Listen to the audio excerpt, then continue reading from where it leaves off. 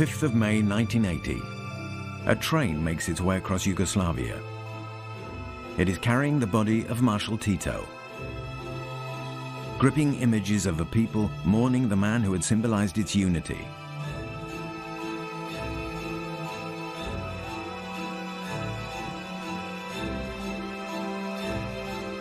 They're all there: Serbs, Croats, Slovenians, Bosnians, Montenegrins, and Kosovars.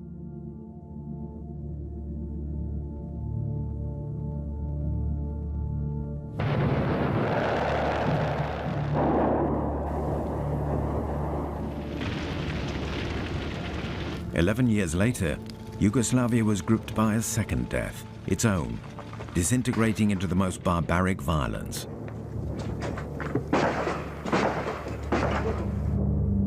Between 1991 and 1995, there were 150,000 deaths, mainly of civilians. 2/3 of them took place in Bosnia. And 2 million people were driven from their homes.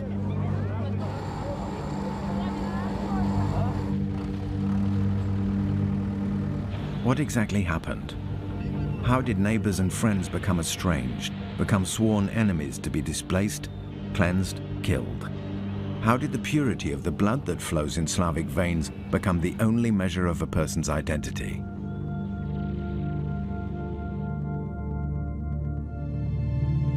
To try to understand, we must go back in time, unravel the threads of the tragedy, and seek the elusive truth under the rubble of dogmas and fixed opinions.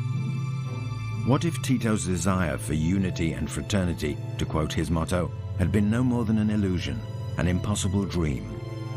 What if the wish to impose a single state on such diverse peoples had been Tito's original sin, just as it had been of his predecessor, King Alexander? Because the Balkans went up in flames in the 1990s precisely to destroy that idea of one Yugoslavia. Today, the hatred stubbornly remains. The embers are still aglow, as if the death throes of the myth of this multi-ethnic country was still continuing, still inflaming passions.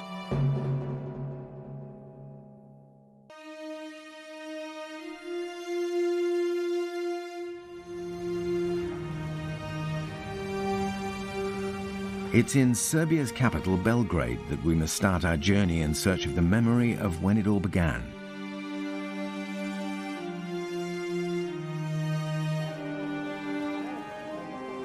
The period of the first unified Yugoslavia, the Yugoslavia of the monarchy.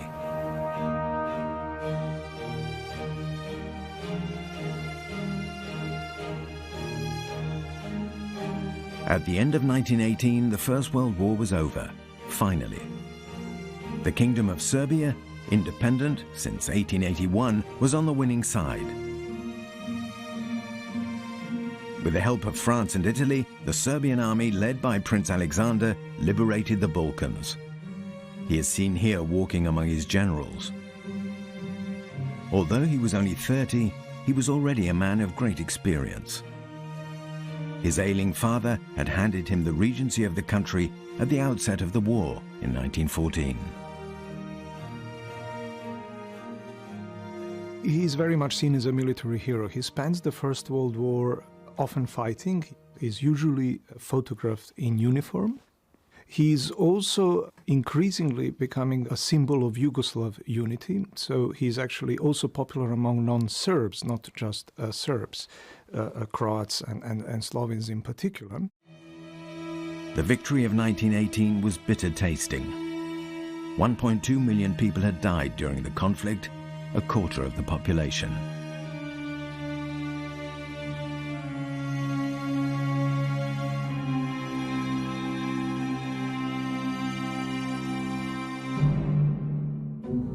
Following the collapse of the Austro-Hungarian, German and Ottoman empires, the Balkan territories were being redefined. The political elites of the region decided to create a new state.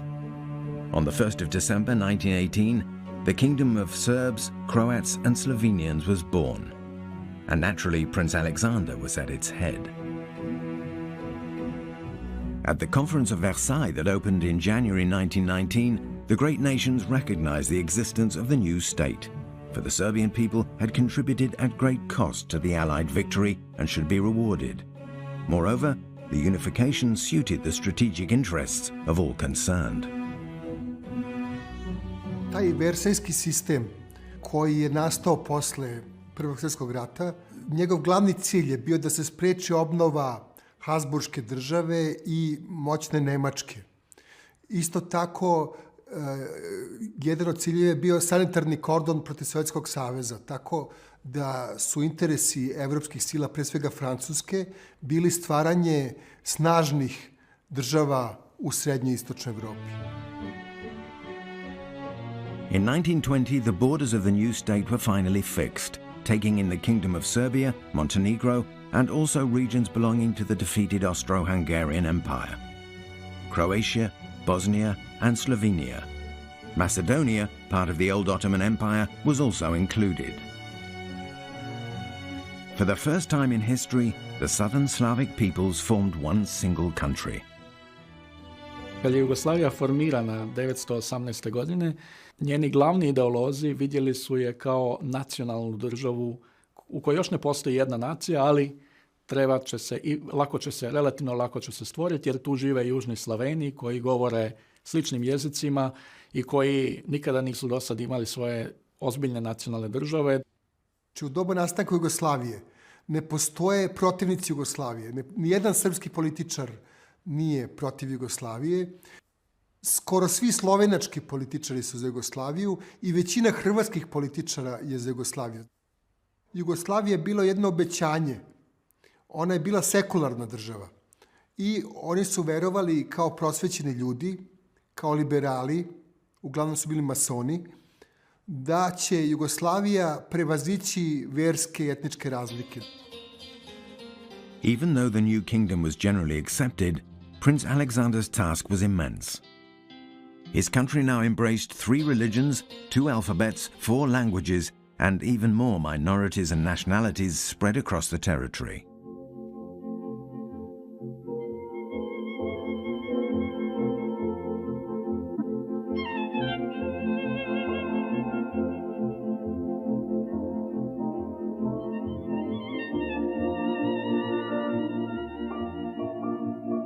It all seemed as fragile and thrown together as the Austro-Hungarian and Ottoman empires from which it had in part sprung. One obvious question had to be answered. What institutional form should the new ensemble adopt? Onda su hrvatski ideolozi jugoslovenstva smatrali da treba organizovati Jugoslaviju kao neku vrstu konfederalno-federalnog hibrida, gde će biti ne manje od 5 federalnih jedinica, a poželjno je i više. U suštini, trebalo je tako izdeliti Jugoslaviju da bude što više jedinica gde će Srbi biti u manjini. Srbija je bila vrlo homogena država pre Prvog svjetskog rata i oni nisu znali šta je federacija. I nisu prosto razumeli hrvatske probleme, a Hrvati su naučili u Austro-Ugarskoj da se stalno bore za neka svoja posebna prava. I to je zapravo bila dobrim delom problematika Jugoslavije, ko će od 2 najveće južnoslovenske nacije nametnuti svoju hegemoniju pod okriljem jugoslovenstva, da li Hrvati ili Srbi.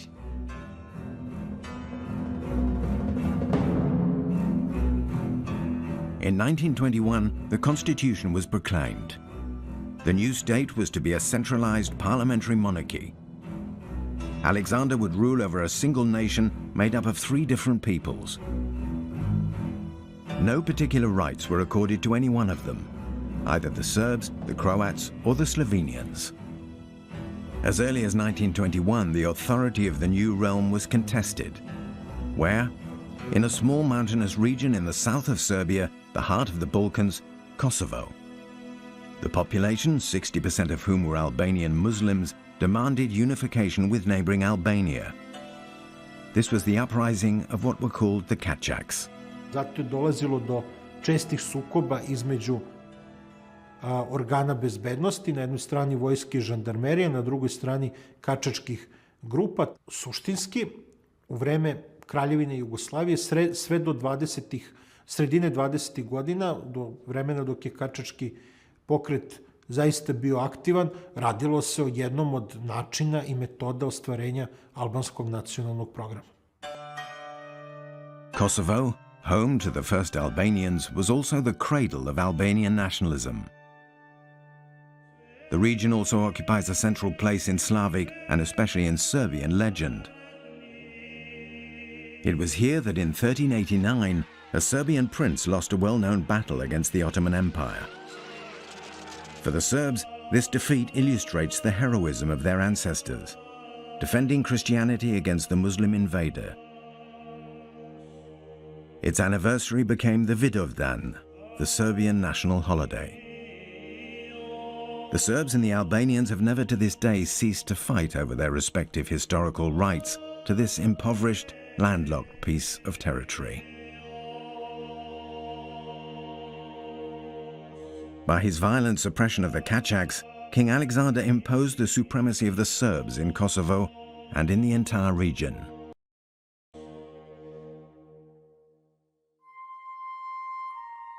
Despite the gravity of these events, it was in Croatia that opposition to the monarchy most threatened the future of the regime.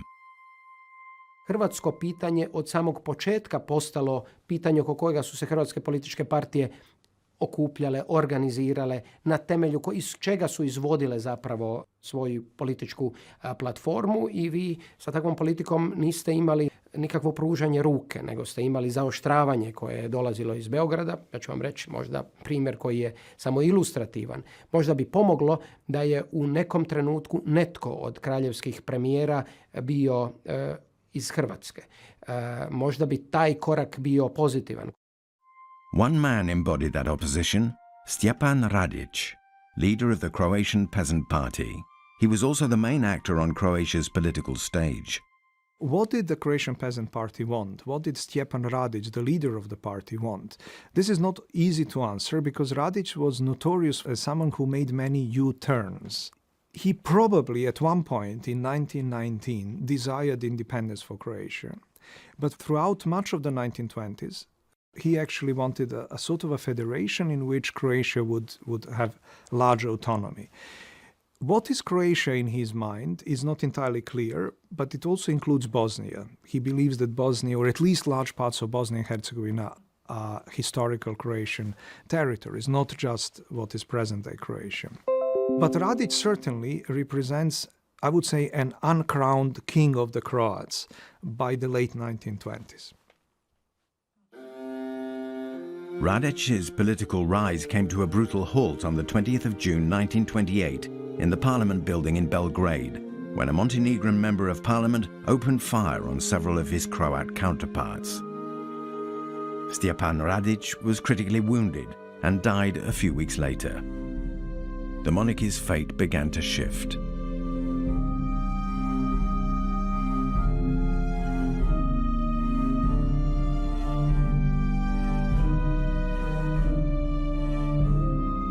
Sve je kulminiralo s njegovim atentatom 1928. godine koji je ostao jedan od, nesvarljivih zapravo događaja i kad gledate način na koji se odnosi hrvatski tisak prema svemu nakon 28. godine i nakon smrti od posljedica atentata, tad su stvari postale bitno složenije za rješavanje.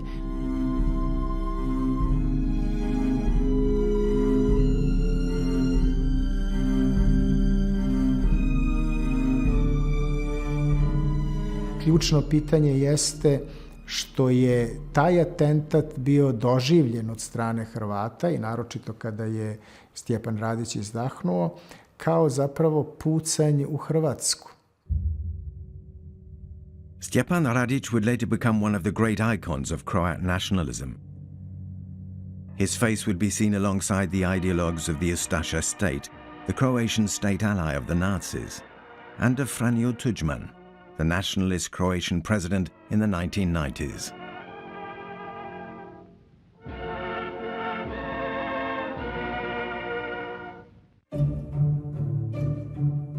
But for the time being, Alexander had to settle the Croatian question and decided to do so by imposing a dictatorship. The constitution was abolished, the parliament dissolved, and political parties were banned. Diktatura je jedan nesrećan pokušaj da se prevaziđu etničke razlike. Znači, kralj Aleksandar je u početku hteo da stvori integralne Jugoslovene, novu jugoslovensku naciju, zato je promijenjeno ime zemlje. Dok se pre diktature zemlja zvala Kraljevina Srba, Hrvata i Slovenaca, 29. je zemlja dobila novo ime Jugoslavija, čime je htjela da se istakne da je to jedan narod.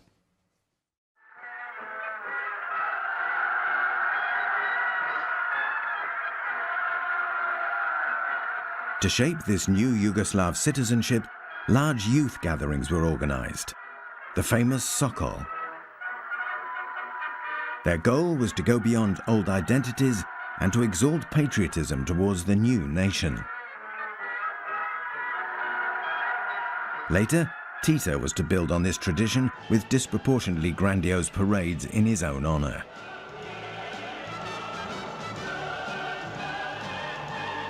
As in the time of Alexander, they would become the means of celebrating the unity of Yugoslavia, though this time a socialist one.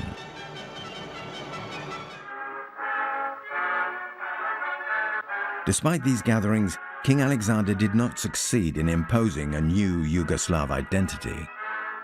Velika se rasprava vodi oko toga da li je taj projekat uopšte bio moguć. Izgleda da nije bio moguć, da već su razlike među narodima bile, da nisu mogli da se integrišu. Bilo je to vrijeme kad su već nacionalni identiteti, sasvim sigurno Hrvata, Srba i Slovenaca, bili formulirani, tako da je to bilo nemoguće očekivati zapravo da će opstati. With the establishment of the dictatorship, debate became radicalized in Croatia, and a new name appeared on the political scene: Ante Pavelić.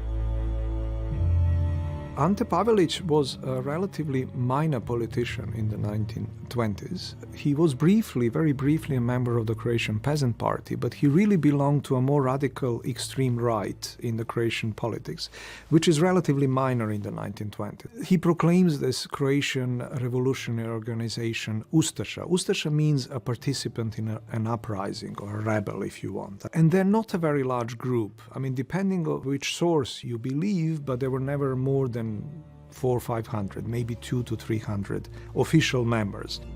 Pavelić's plan was a radical one: create a Croatian state on racial foundations. The way to achieve it was to assassinate Alexander and destroy the kingdom.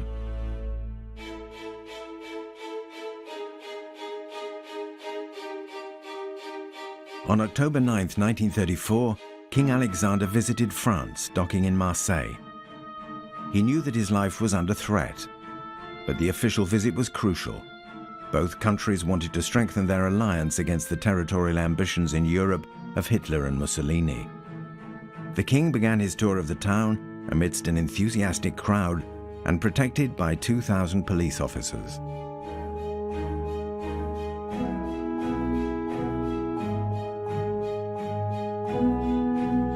Half an hour later, an armed man rushed into the crowd and fired point blank at Alexander.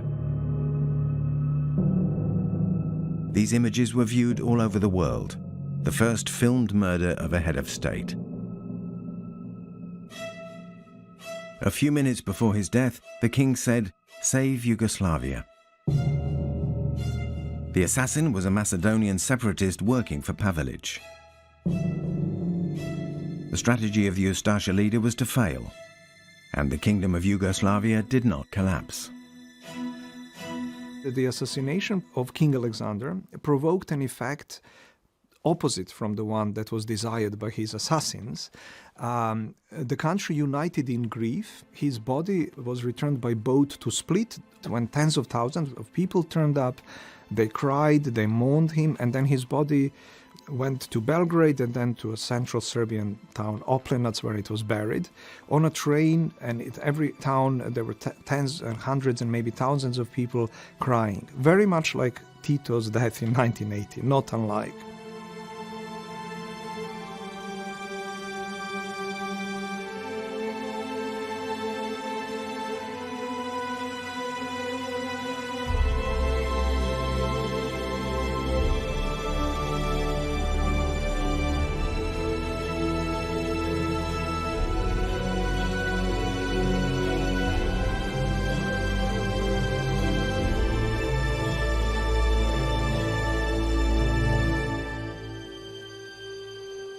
Alexander's son Peter was only 11, too young to rule. One of his uncles, Prince Paul, became regent. He understood that Yugoslav identity could not be imposed by royal authority, as Alexander had wished. He liberalized the institutions and allowed elections to take place. To resolve the central problem of Croatia, key to national stability, he agreed to change the nature of the kingdom. In 1939, he granted wide-ranging autonomy to the Croats, the Banovina of Croatia. U tim riječima neka bude izražena i velika hvala kako naroda hrvatskoga, tako cijele Banovine, a duboko sam uvjeren da tu hvalu danas sije cijeli narod Kraljevine Jugoslavije, hvalu ljubavi, vjernosti i odajnosti do groba.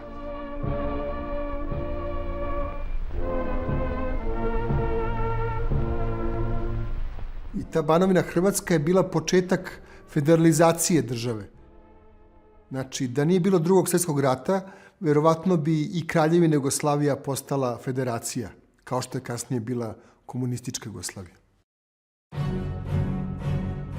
In Europe, things were moving quickly. Yugoslavia was about to experience the most dramatic period of its history.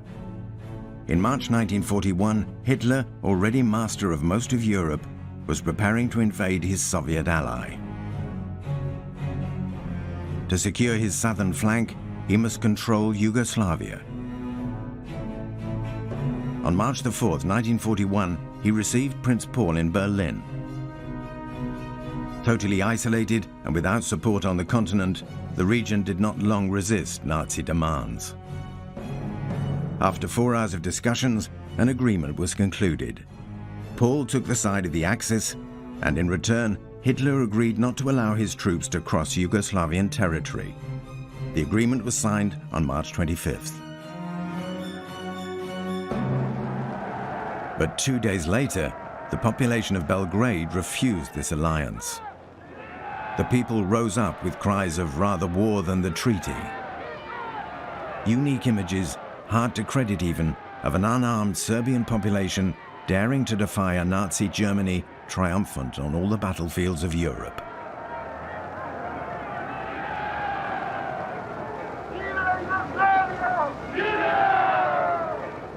Who are the demonstrators? Well, everybody, including the communists.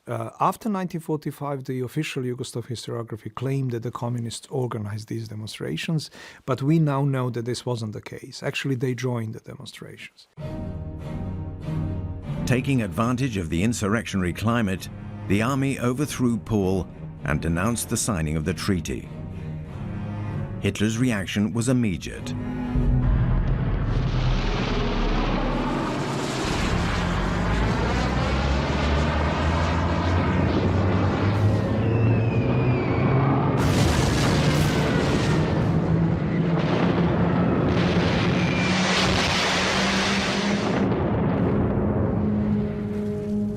Ten days later, on the 17th of April 1941, the Yugoslavian monarchy capitulated. Belgrad ist in deutscher Hand, der jugoslawische Staat zerschlagen.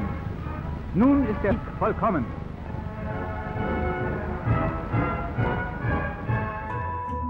The Axis and its allies shared out the Balkans. Slovenia was split between the Reich, Italy and Hungary. Nazi Germany made Serbia a puppet state. Italy also annexed Albania, then seized Kosovo and Montenegro. Macedonia was in part joined to Bulgaria. Finally, Hitler expanded Croatia and put Ante Pavelić, leader of the Ustasha, at its head. Svako hrvatsko srce bije s najvećom ljubavlju za onoga koji je Hrvatskoj donio nezavisnost i koji će je izgraditi u sretnu i blagoslovenu zajednicu. Hrvati su je mnogi prihvatili ideju neovisne države.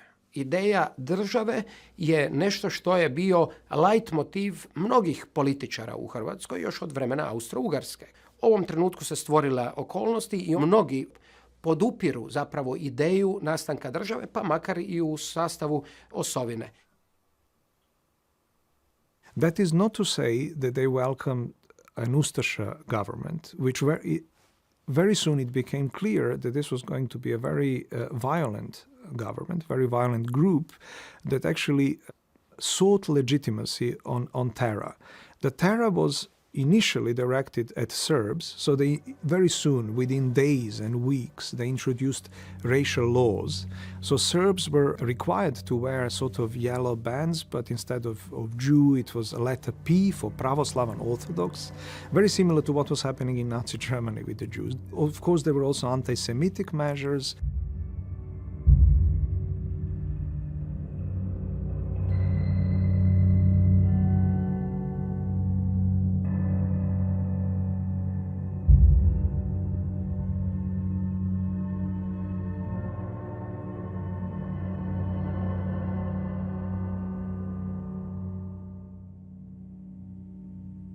Throughout the war, Pavelić adopted an ethnic cleansing policy of unprecedented violence against all enemies of the Croatian race: Serbs, Jews, and Cigans. He installed a vast system of concentration camps, of which Jasenovac was to be the darkest symbol.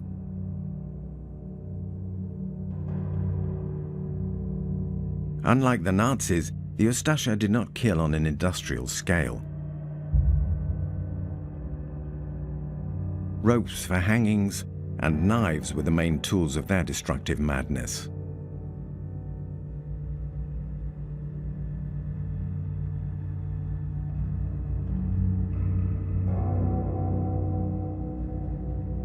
It's still impossible to know the precise number of victims of this regime.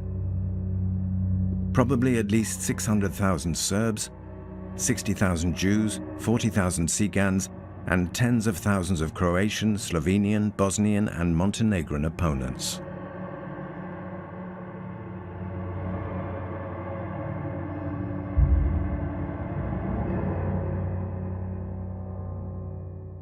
In April 1941, when Yugoslavia collapsed, Colonel Draža Mihailović, a Serbian officer and veteran of the First World War, refused both defeat by the Germans and the disappearance of the kingdom.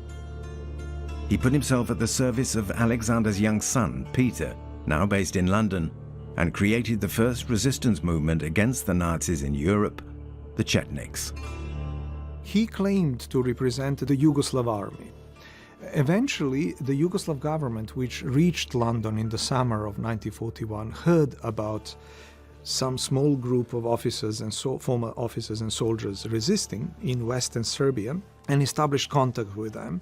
And so eventually, by the end of the year, Mihailović was promoted to the rank of general and was then also, in early 1942, promoted to the rank of minister, war minister in the government in exile, but he remained in the country. Mihailović would be praised by the Allies, nicknamed the Eagle, and appointed Man of the Year by Time magazine in 1942. During the summer of 1942, another resistance movement began, the Partisans, led by Josip Broz, known as Tito. At 49, Tito already had long experience of communist militancy. Born in a small Croatian village, he had taken part in the First World War with the Austro-Hungarian army, had been imprisoned, had escaped, discovered Bolshevism, and joined the Red Army in 1917. In the early 20s, he had joined the banned Yugoslav Communist Party. He was a talented orator and fine tactician, and was above all close to Stalin, quickly rising through the party ranks to become its leader in 1937. From the end of 1941 onwards, the Partisans and the Chetniks became competitors. Very soon it becomes clear that the two groups have major difference in ideology, but also in tactics. Mihailovic's ideology, put it simply, is the restoration of the Yugoslav monarchy and trying to preserve lives until the Western allies arrive. To put it simply, the partisan ideology, communist-led partisan ideology, is that a Soviet-style socialist republic should be created on the territory of Yugoslavia, and Tito, the partisan leader, very smartly decides to play down communism. They talk about the liberation of the peoples of Yugoslavia, they talk about brotherhood and unity, and they manage to eventually get support from all groups, almost all groups, in Yugoslavia, whereas the Chetniks remain predominantly Serb. During 1943, the Allies abandoned Mihailovic to exclusively support Tito, whose partisans were much more effective in the fight against the Germans. In the grip of both a war of liberation and a civil conflict, the Yugoslav lands fell into complete chaos. We have a multi-dimensional conflict. On one level, you have a war of resistance against the occupiers, foreign occupiers, Germans, Italians, Albanians, Bulgarians, Hungarians. On the other level, you have a civil war, ideological civil war between communists and non-communists, monarchists. On yet another level, we have an ethnic war between predominantly Serb Chetniks and Croatian Ustašas, who both of these sides also fight the communists, the partisans, who also are, during the first 2 years of the war, predominantly Serb, but increasingly also multinational and Yugoslav.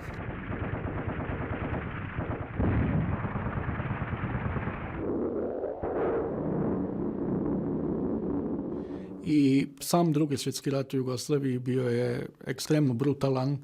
1 milijun i više ljudi je poginulo u njemu i u tom Drugom svjetskom ratu zapravo dogodila se još jedna dodatna tragedija, a to je da je najveći broj tih žrtava bio u međusobnim obračunima unutar zemlje, dakle između raznih frakcija koje su u tom ratu sudjelovale.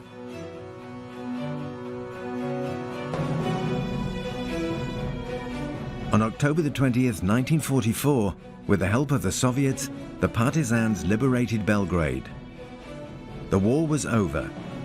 After 4 years of combat, Tito no longer had any competitors on the Yugoslav scene.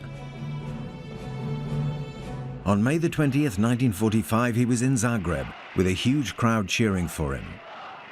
On the 25th of May, he celebrated the first anniversary of what he called his rebirth, a year to the day after he had miraculously escaped the Germans. May the 25th became his official birthday.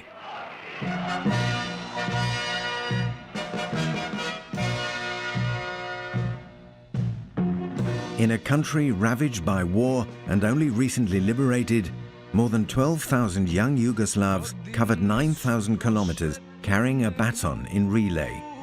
It was decorated with birthday greetings and was presented to Tito, the famous štafeta. This ceremony, which became ever more grandiose and excessive, would be held every year of Tito's reign and continue even after his death.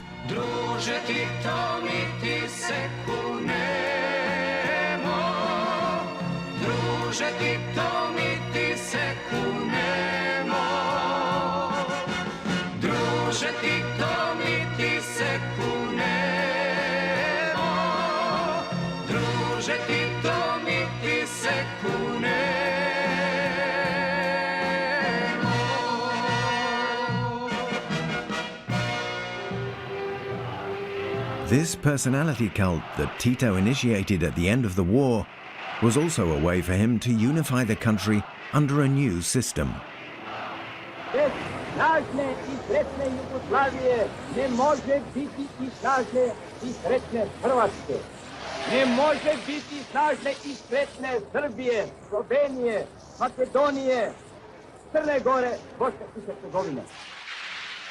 Njegova vizija Jugoslavije bila je radikalno, odnosno revolucionarno drukčija u odnosu na ono što je Jugoslavija bila u međuratnom razdoblju, dakle od 1918. do 1941. Sve ono što je prva Jugoslavija u međuratnom razdoblju bila, on je pokušao preokrenuti u potpuno suprotno. Ona je bila kraljevina, on je stvorio republiku. Ona je bila unitaristička I unitarna zemlja, on je I pretvorio u federaciju.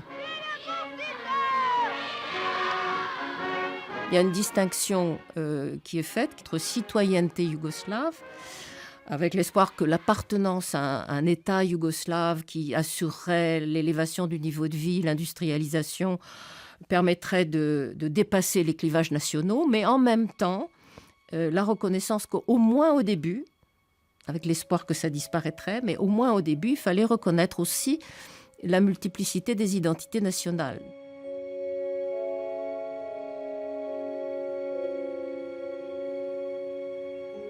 The new Yugoslavia thus recognized the existence of 5 nations. Institutionally, the country consisted of 6 republics: Slovenia, Croatia, Bosnia and Herzegovina, Montenegro, Macedonia, and Serbia. There were also 2 autonomous provinces, Vojvodina and Kosovo, both attached to the Republic of Serbia. This complex system was first and foremost highly centralized. It was the Yugoslav Communist Party that exercised most of the power. And to impose his authority once and for all, Tito settled the scores accrued during the war. Major trials were held in Belgrade in June 1946. Amongst the accused, criminals and collaborators sat alongside General Mihailovic, the leader of the Chetniks. All were sentenced to prison or executed, starting with Mihailovic. There is only one official version of the events of the war. It is that only Tito's partisans resisted the enemy, and so no one else could legitimately hold a position of power. Sometimes it is suggested that Titoist Yugoslavia tried to forget about what was happening in the Second World War in Yugoslavia. I would say that is true to a degree. It was a sort of a fragmented memory. Only the memory that suited the new authorities about the partisan victories and partisan sacrifices was promoted.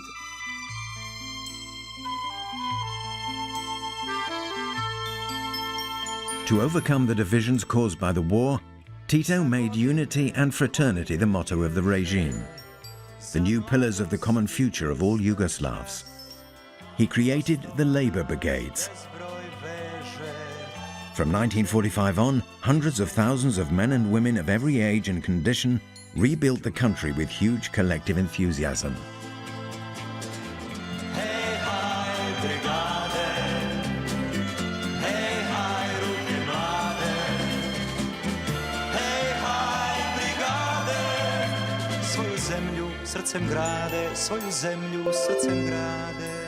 Tito knew that if he wanted unity for his country, he must also offer it to the whole region. National issues among his neighbors were so numerous and intertwined that it made stability impossible. In 1948, he therefore planned to create a Balkan League, a kind of federation.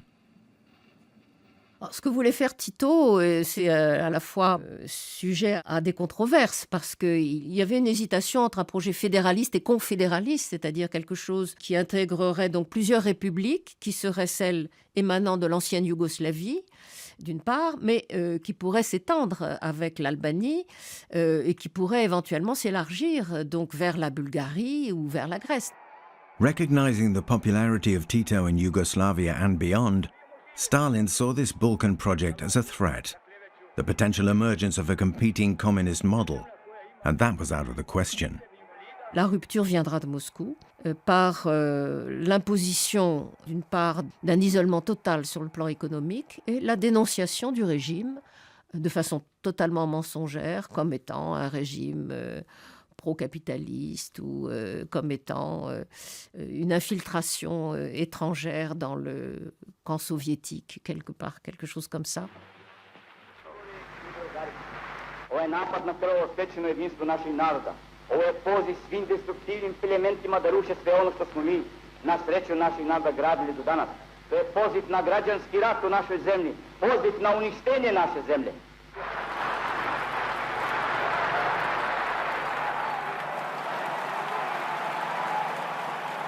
By the end of 1948, the break was complete. In the Soviet Union, Tito supporters, called Titists, were deported to the Gulag. In Yugoslavia, thousands of Stalinists and enemies of the regime were arrested, only to disappear, sometimes for years, in the prison camps. The most sinister symbol of this policy was the prison island of Goliotok, along the Croatian coast.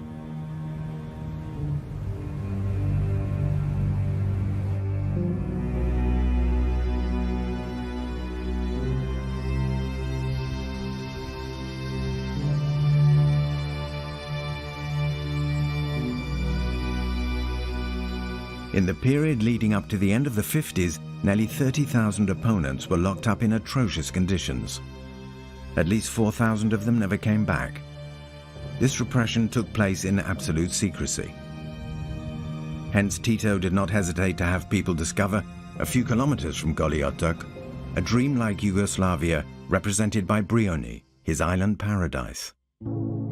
There, world leaders and movie stars flocked around the great man, the war hero who had dared say no to Stalin. They knew nothing of the fate of those condemned by the regime.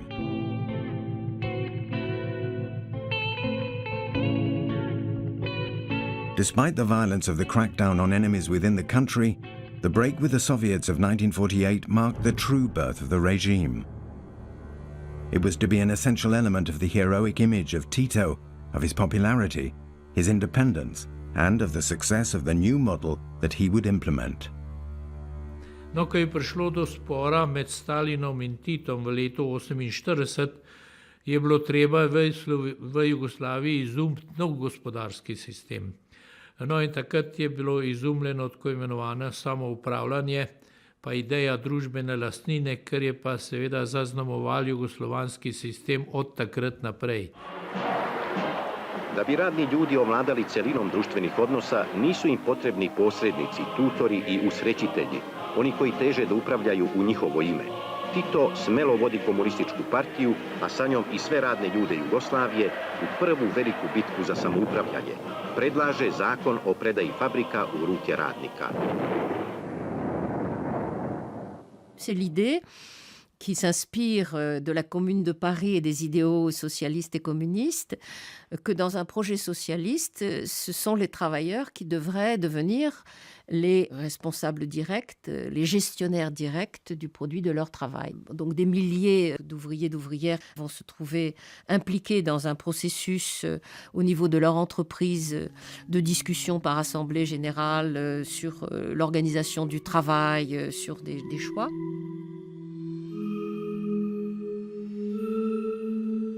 So it was an original economic and social model, combining socialist aspects such as planning and the disappearance of the very notion of capital, with the granting of rights to workers and the recognition of small, privately held farms and artisans' premises. And it worked.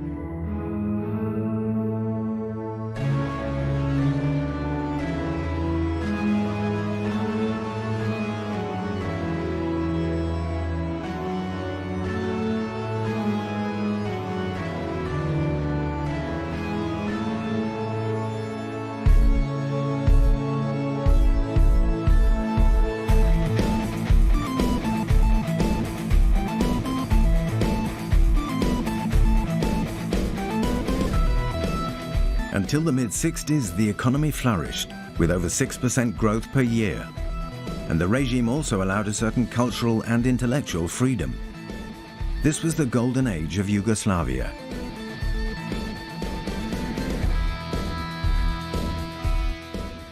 Jugoslavija je jedina komunistička zemlja Istočne Evrope gde je potpuno carevala avangarda u književnosti, u likovnoj umetnosti. Znači, u Jugoslaviji je bila jedina zemlja gde je država finansirala apstraktnu umetnost, modernizam u književnosti, rock and roll. To je bila socijalistička zemlja koja je imala potpuno zapadnu kulturu. Recimo, 68. godine, kad su izbili studentski nemiri, naši studenti više liče na studente na Sorboni i Berkliju nego na studente u Varšavi ili u Moskvi. Potpuno čitaju Sartra, čitaju Erika Froma, čitaju Markuzea. Za razliko od drugih socialističnih držav so se jugoslovanske meje začele odpirati. In mi smo čisto svobodno potovali kjerkoli po Evropi. Rabili smo sicer vizume, samo to je bila tudi zahteva z druge strani, ampak potovanje je bilo približno takšno kot med drugimi evropskimi deželami.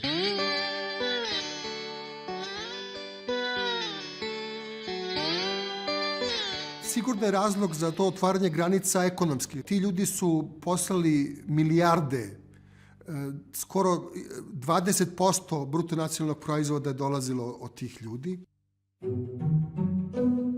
Internationally, too, Tito defended an original model. Thanks to the break from Moscow of 1948, he made his country the only independent player in the socialist world. He could enjoy the broad financial assistance of the US, thus forming a beachhead in the American Cold War against the Soviet Union. And by taking the lead of the non-aligned countries from 1956 on, Tito intended to steer clear of the bloc mentality and protect his autonomy. Tito je za sebe preko noći izgradio jednu drugu ulogu, korisnu ulogu, važnu ulogu, ulogu u kojoj, kako su Amerikanci rekli, on hoće da mu se kruh maže sa obje strane. I to se događalo velikim dijelom postojanja socijalističke Jugoslavije.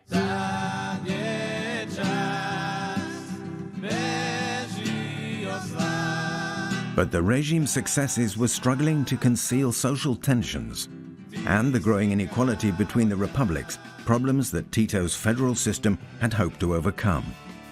In the late 60s, a wave of protests, both political, economic, and concerning identity, undermined the whole Yugoslav model. The movement began in Belgrade, Serbia. Sada gledamo kako se ovi markizi i grofovi revolucije kockaju, s pravom se možemo upitati, jesu li oni opljačkali narod?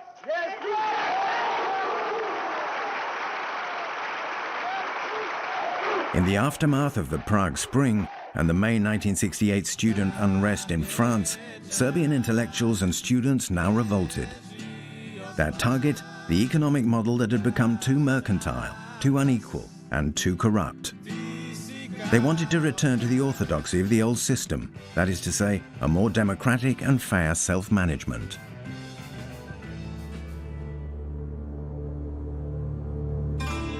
Then it was the turn of Kosovo, the poorest region of the Federation belonging to the Republic of Serbia, to ignite.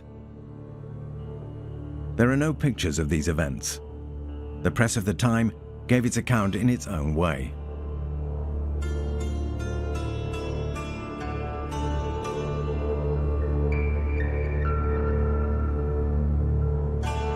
Albanians, who now represented 80% of the population, demanded the same rights as citizens of other republics.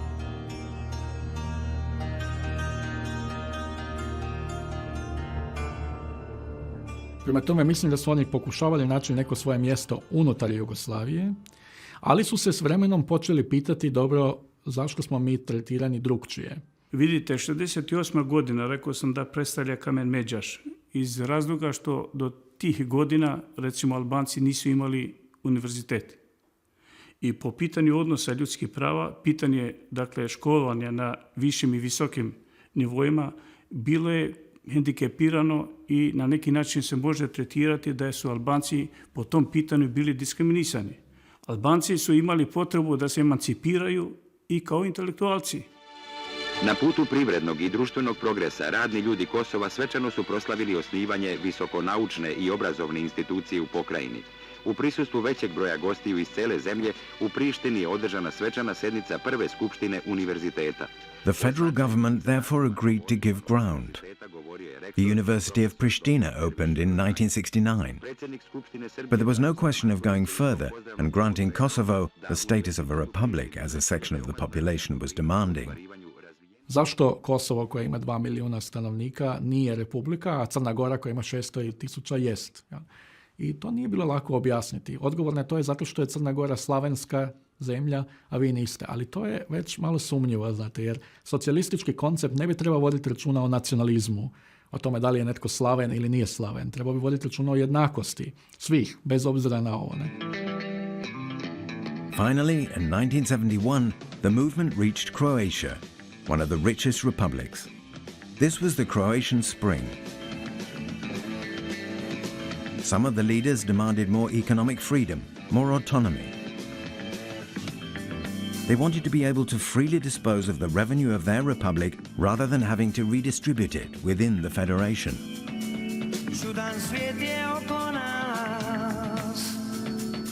The students followed and went on strike. The movement hardened. Tito's authority was being directly challenged. Ovome pokretu beskompromisni. Jer suverena nacionalna država je povijesno pravo hrvatskog naroda i svatko tko to negira nije ništa drugo nego izdajica. Beyond the economic demands of the ruling class, it was the question of Croatian identity that resurfaced in public debate 25 years after the end of World War II.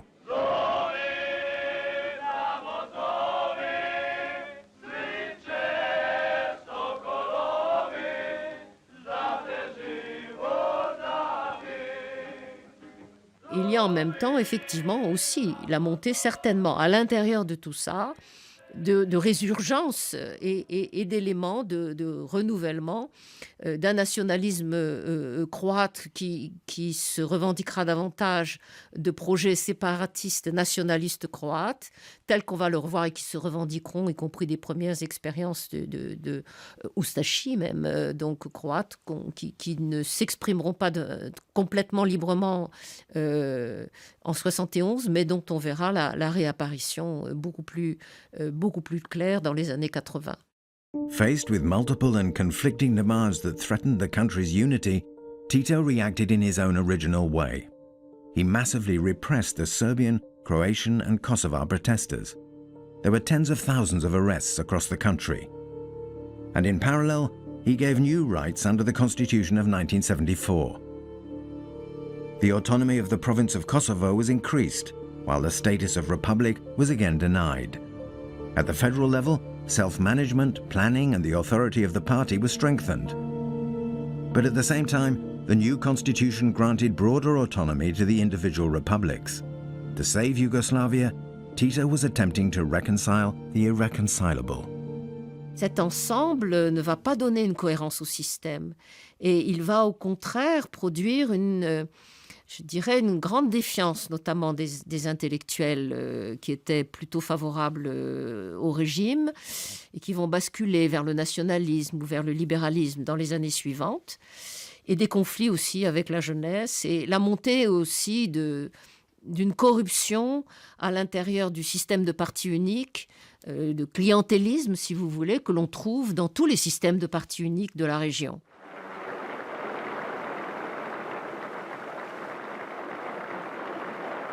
Belgrade, 25th May 1979.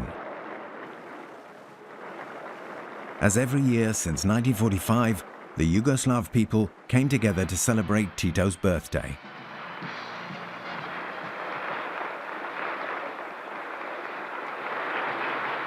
Ovu zemlju I ovaj narod ništa ne može slomiti. Ni danas, ni sutra, nikada.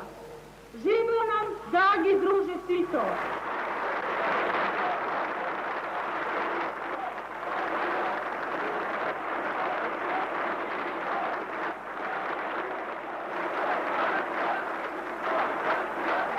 Despite the inevitable annual staging of the Štafeta ceremony, the Serbian, Kosovar and Croatian uprisings have brought on fundamental change.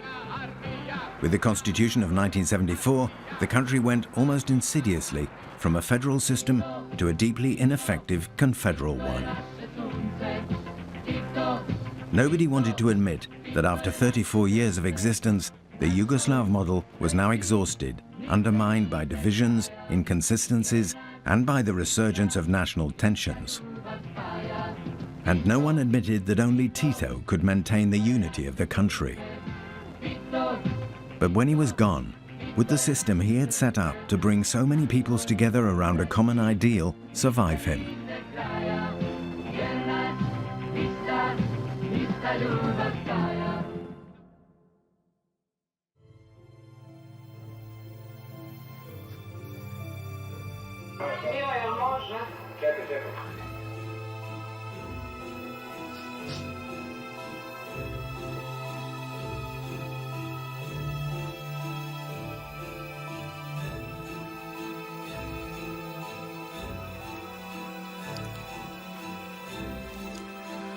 Umro je drug Tito.